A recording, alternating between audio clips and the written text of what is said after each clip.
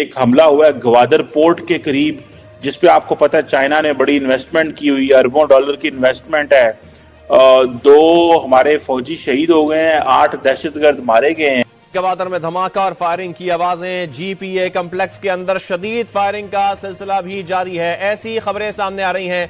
अहम खबर आपको दे रहे हैं ग्वादर से, जहां पर धमाका सुना गया है और फायरिंग की आवाजें भी आ रही हैं। अथॉरिटी कॉम्प्लेक्स पर कलदम बीएलए के दहशतगर्दों का हमला नाकाम बना दिया गया। दहशतगर्दों ने कॉम्प्लेक्स के अंदर घुसने की कोशिश की।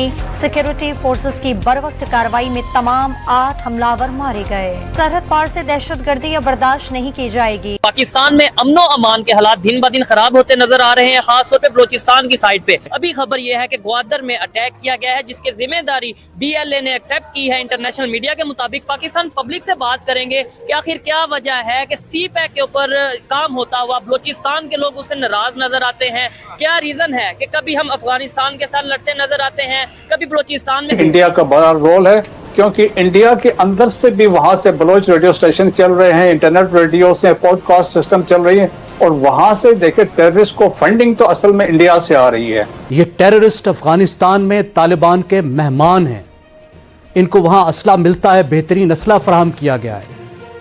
नमस्ते दोस्तों, जय हिंद। किंग भारत न्यूज में आपका स्वागत है। दोस्तों, जैसा कि आपने क्लिप में देखा, पाकिस्तान के ग्वादर बंदरगाह पर बलूचिस्तान लिबरेशन आर्मी के लड़ाकों ने हमला किया है। ग्वादर पोर्ट अथॉरिटी कॉम्प्लेक्स के पास विस्फोट और भारी गोलीबारी की आवाज सुनी गई। मीडिया रिपोर्ट्स के मुताबिक बीएलए ने हमले की जिम्मेदारी लेते हुए कहा कि आईएसआई के दफ्तरों को निशाना बनाया है।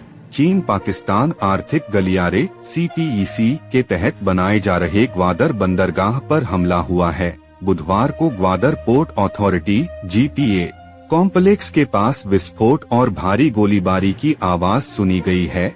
यह एक आतंकी हमला है, जिसमें कथित तौर पर आईएसआई के बेस को उड़ा दिया गया। मीडिया रिपोर्ट्स के मुताबिक कानून प्रवर्तन अधिकारियों ने आतंकियों की ओर से किए गए हमले का तुरंत जवाब दिया।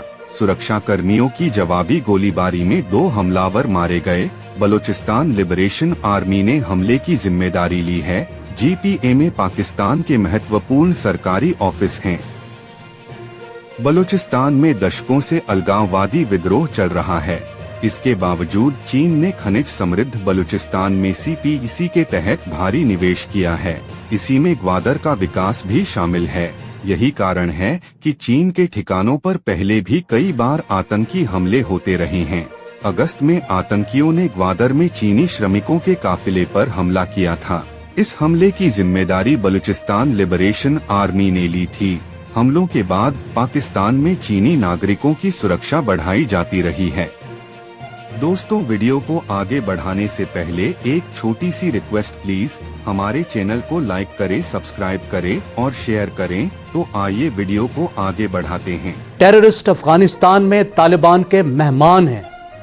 इनको वहां असला मिलता है, बेहतरीन असला फराहम किया गया है। हिफाजत से रह रहे हैं। इनके लीडरों को वुज़रा का प्रोटोकॉल मिलता है।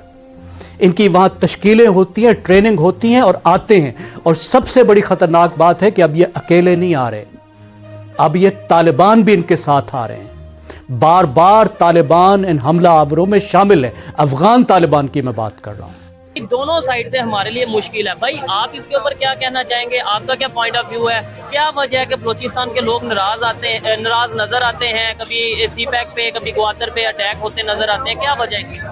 इसमें मैं ये समझता हूँ कि जो चीज़ें हैं ना, ये पंजाब में ज़्यादा हुकूमत जो हमारी आती है वो मोस्टली लोग पंजाब से कर रहे हैं, और वो ये समझते हैं कि ये पंजाब पे इन्वेस्ट कर रहे हैं। ये सी पैक है जो पंजाब में लेके आ रहे हैं, हमारी जो बलूचिस्तान में या सिंध में ये चीज़ें उधर नहीं आ रही। फायदा ज्यादा पंजाब को मिल रहा है, वो यही समझते हैं। मेरा ख्याल है कि उनका जो पॉइंट ऑफ व्यू है वो खुद ही ये चीज़ें करवा रहे हैं। वो समझते हैं कि ये सारे इधर से हो रहे हैं, और इसमें किसकी इन्वॉल्वमेंट है? राग की इन्वॉल्वमेंट वो कह देते हैं कि राग ही है, और मेरा ख्याल है कि राग की इन्वॉल्वमेंट नहीं होती, या खुद ही प्रोपेगेंडा करते हैं। और अपनी इस बात को मतलब छुपाने के लिए, खामी को छुपाने के लिए हम इल्जाम लगा दें किसी पे।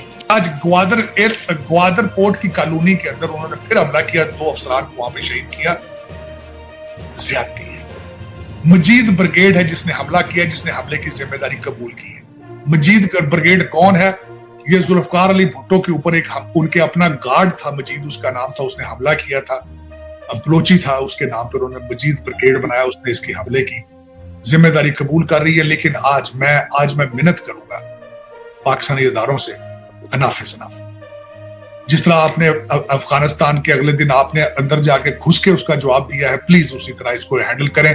अनफ इज अनफ, क्योंकि इकॉनमी आपका सबसे बड़ा प्रॉब्लम है, करप्शन आपका सबसे बड़ा प्रॉब्लम है। खुदारा आप स्मगलिंग रोकें।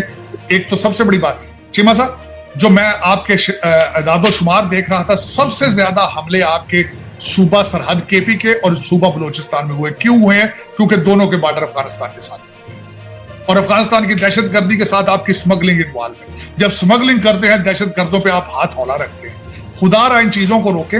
आज जो बच्चे मरे हैं, मैं उनका भी बताना चाहूंगा चीमा साहब, मेरे सख्त ज्यादती।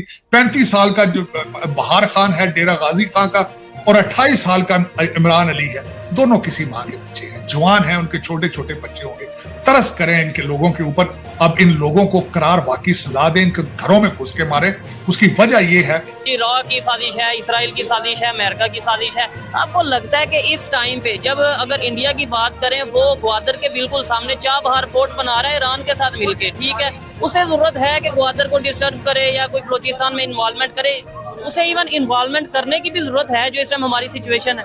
नहीं, वो इन्वॉल्वमेंट मेरे ख्याल में वो सिर्फ और सिर्फ अपनी इकोनॉमी को देख रहे होते हैं, ठीक है, वो उस पर वर्क कर रहे हैं। हम इस चीज़ को नहीं देख रहे। हम कह रहे हैं जी हमारे साथ अमेरिका के साथ हमारे मामला चल रहे हैं, इंडिया के साथ चल रहे हैं, लेकिन हम अपनी इकोनॉमी को तो ग्रो करने की सोच ही नहीं रहे हैं, उस पर वर्क नहीं कर रहे हैं। अगर हमारे से ये सवाल पूछ लिया जाए या किसी से ये सवाल पूछ लिया जाए कि पाकिस्तान के पास इस टाइम ऐसा क्या चीज़ मौजूद है जिसकी वजह से अमेरिका भी हमारे खिलाफ, एक साइड पे हम कहते हैं अमेरिका खिलाफ है, दूसरी साइड पे IMF के पास पैसों के लिए जाते हैं, फिर उसके बाद हम कहते हैं इसराइल भी हमारे खिलाफ, फिर हम कहते हैं इंडिया भी हमारे खिलाफ। हमारे पास कौन सा ऐसा खजाना छुपा पड़ा है कि हमारे साथ पूरी दुनिया हमारे खिलाफ है? वो ग्वादर पोर्ट ही हमारे पास, अच्छा। सेंट्रल एशिया है, जिसमें आप देखिए, जो अफगान हुक्मरान हैं उनकी सलाहियत में फ़र्क होता है, उनकी नीयत में फ़र्क नहीं होता।